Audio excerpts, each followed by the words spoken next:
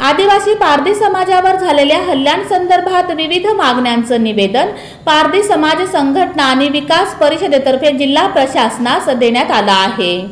31 जानेवारी रोजी कुंभारी तालुका दक्षिण सोलापूर येथे पारधी समाजाच्या वस्तीवर काही गावगुंडांनी दहशत निर्माण केली होती।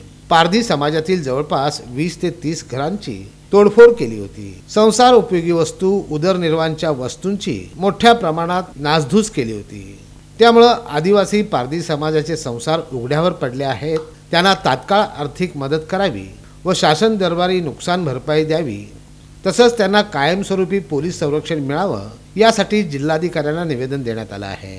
यावेळेस कुंभारी तालुका दक्षिण सोलापूर येथे पारधी वस्तीवर कायमस्वरूपी पोलीस बंदोबस्त देण्याचे आश्वासन जिल्हाधिकाऱ्यांनी दिल्याचं सांगण्यात येतं। निवेदन देते प्रसंगी माजी नगरसेविका सौ राजश्री चव्हाण, नकुल चव्हाण, नवनाथ काळे, लिंगराज चव्हाण, सुभाष चव्हाण, सिद्धाराम चव्हाण, फत्तेसिंह काळे, प्रल्हाद चव्हाण, विठ्ठल काळे आदी उपस्थित होते। आमची एवढीच विनंती आहे आणि आम्ही कलेक्टर साहेबांना सुद्धा दिलेलं आहे, निवेदन दिलेलं आहे। कलेक्टर साहेबांनी आम्हाला शासनाकडून जेवढी मदत होईल तेवढी ही मदत करून द्यायची त्यांनी आम्हाला ग्वाही दिलेली आहे। त्यांच्याबद्दल कलेक्टरांचं सुद्धा मी खूप आभारी आहे आणि लवकरात लवकर आम्ही कलेक्टर साहेबांना सांगितलं की लवकरात लवकर ते आता त्यांची उपासमारी होत आहे।